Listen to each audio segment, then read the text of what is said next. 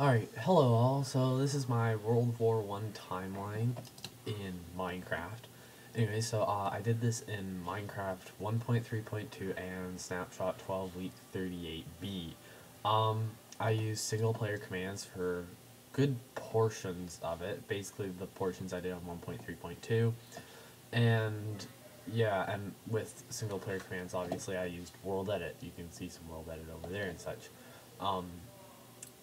Yeah, World Edit was very helpful in making this. I also used World Painter to make these mountains and such. It actually turned out pretty well, except for like that middle part, which I didn't realize would be so high. And there's also mountains over there, which you can't see.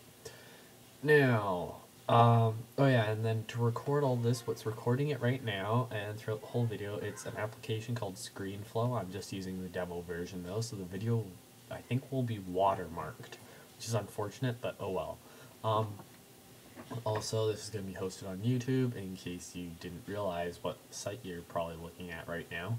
And, yeah, Google and Wikipedia were also helpful in the creation of this, as was the Social Studies 11 textbook. Yeah, so also you'll notice, like, way over here, there's, like, this big dark area. It's all throughout the map, actually.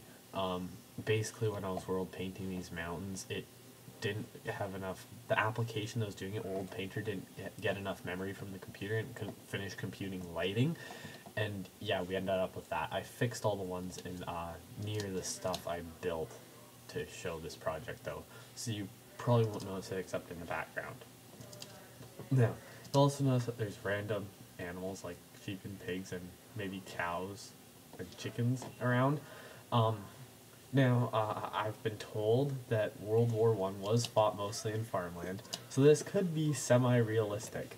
But when we're doing the Schlieffen plan over there and there's a pig walking across France or Germany or whatever, well, that's not so realistic. So just please try to ignore the farm animals in those weird circumstances. Yeah. Also, oh yeah, there's some random trees over here. You see there's a tree floating there, and then there's a tree over here that's like been cut in half. Yeah, just unfortunate side effects from when I was world editing everything. You also see there's like no grass under there. Anyways, so just like pretend that these trees are whole and on solid ground. That's pretty much all I can say. Yeah, because there's just, I mean, it only looks like a few trees here, but there's actually a heck of a lot of trees that have problems, and I'm not going to go around and cut them all down. I don't have time. Yeah.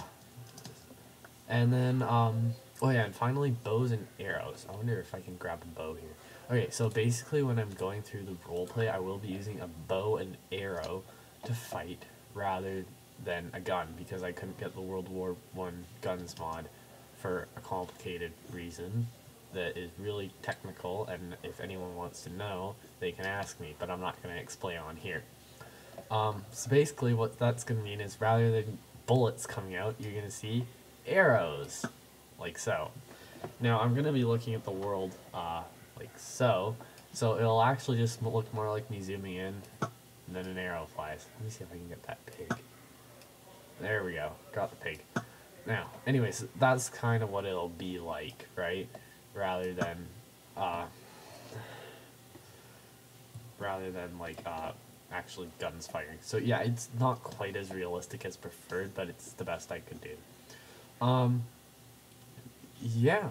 So that is the introduction. Next up, we're gonna show you the Schlieffen plan over there with France and Germany. Alright, so this is the Schlieffen plan. So basically, that's France, the yellow thing. That is Paris, the little model of the Eiffel Tower. This is Belgium, the little white thing.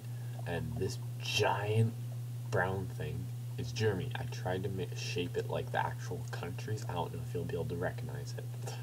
Now, so basically Russia is over here, but I didn't draw that one. So, you know, France and Russia are in an alliance, and Germany's like, okay, if we go to war, we're going to end up in a war on two fronts against France and Russia, and then we are so very screwed, because we're going to have to divide our army in two, and, well, that's kind of bad. split everything, they would so lose on both fronts, and, well, and they'd lose the war. So Germany needed a plan to avoid a war on two fronts. So this is the plan, the Schlieffen Plan. They figured that it would take Russia quite a while to mobilize on this front. So if they mobilized quickly, they would have time to act and defeat France. Just a few weeks, but time, if they could move quickly enough. So, now, Germany had a very advanced system, a very advanced railway network system. So they were able to get places quickly. They just had to get everything ready. So, you'd think, you know, well, if they're going to wage war on France, they're just going to, like, send all their troops down this way over to the front lines on France and wage war. Well, you'd think they would, but no, they're too smart. What they did, rerouted these railroad tracks and sent it over to Belgium. Now, this seems kind of pointless. Hold on. Move. This seems kind of pointless, but here's the concept. Now, them doing this was both really smart and really stupid, and I'll explain both. So by moving all their troops down here, they were able to get into Belgium, right? And they were able to essentially march over here and around Belgium, like so. And they were able to position their troops all around, not around Belgium, around Paris. They were able to position their troops all around Paris, like so. Except they actually stayed in position. Now, they've surrounded Paris, so they can essentially now, well, they would have surrounded Paris, so then they could go in, capture it, take it, no problem. Then they've defeated France. All they have to worry about is Russia. The problem started right at Belgium. No, it actually started even before Belgium. Russia mobilized faster than they thought. Then, the men got tired from the endless marching over here. They had to pull men back to go fight on that front. The men that were still here were quite tired from continuous marching. Other problems in Belgium were Britain, who's not here, had declared Belgium neutral in the case of any war, which means when Germany went into Britain and Belgium said, "Get out, we don't want you here," Germany had to attack Belgium, which brought Britain into the war, and again, wasn't very good for Germany. That being said, Britain probably would join the war anyways, but they did end up bringing them in. What the heck? Anyways, so, yeah, and so they tried to get their troops in. They tried to continue despite Britain joining and their troops getting tired and having fewer troops than they wanted, but they were slower, weaker, and France and basically I think France and maybe some other countries, Britain probably, managed to rally a defense against them. And in the end, we have this massive trench line drawn down here. Trenches all along here. Germans dug in on one side, the other side. The Allies dug in on the other side. Basically fighting each other. Stalemate. That was the western front of the war. That would be the eastern front, with them fighting with Russia. So yeah. You know, I put all Germany's troops in France to attack Paris, and they all retreat back to Germany. What the heck? Anyways. Yeah, so that is the masterminded Schlieffen Plan. It was developed by a guy named Schlieffen, I believe. Well, I don't know when, but it was redesigned a few times over the centuries. Not the centuries, but over the years. And they had made some minor changes to it, which weakened the original plan. And, of course, when they actually went to do it, they did some stupid mistakes, like pulling men back to fight Russia. And that weakened it. So, they didn't avoid a war on two fronts.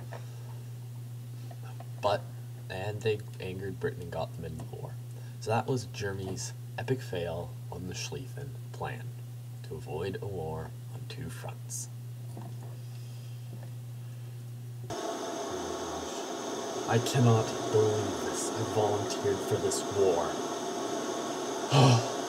This is horrifying. This is the little town. Oops. Germans over there. I have to try and kill them. Oh my gosh, I do not know if I can do this. I am sure I will die here in this miserable little wet ditch. Oh, there's one. He vanished. Oh, hard. I'm on the western front. West of Germany. The little town of Ypres, Belgium. They've dug in their trenches. We've dug in ours. We're trying to fight for this town. Don't shoot me, don't shoot! I made it.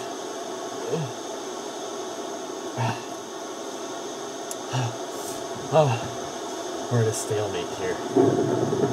Neither side can push any farther forward. And it will never stop raining.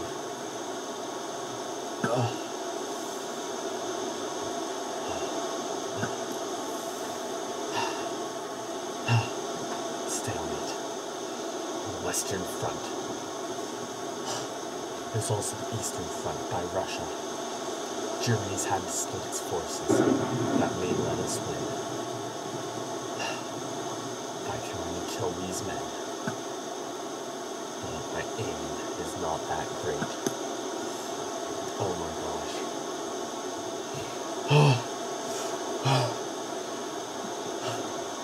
Our generals, our commanders, they've turned this into a war of attrition. It means that no matter what happens, no matter what we do, we will keep on fighting. Because we won't be ending this war by killing so many men. We will be ending it or by forcing our enemy to surrender. We will be ending it by draining their resources.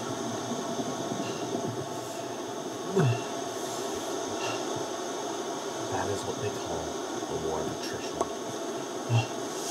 Oh my gosh. I have to keep talking. I have to keep talking or I'll go insane. Slow forward. I need to get across the street. War of attrition.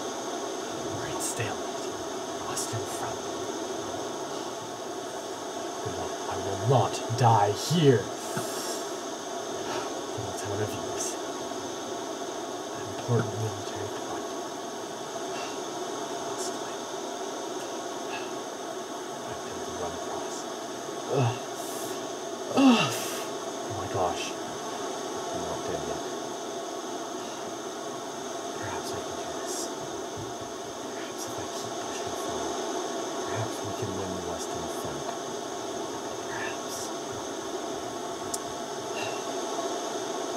I don't know why our commanders made this a war of attrition. It was not the bravest idea they ever had. Thankfully they give us shovels to dig through this mess. TNT. Let's hope that doesn't go off.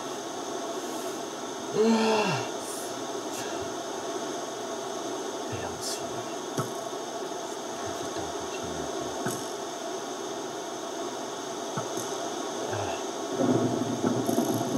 Oh, got one. Die! Die, Germans! We must take the town of Ypres! We must take it!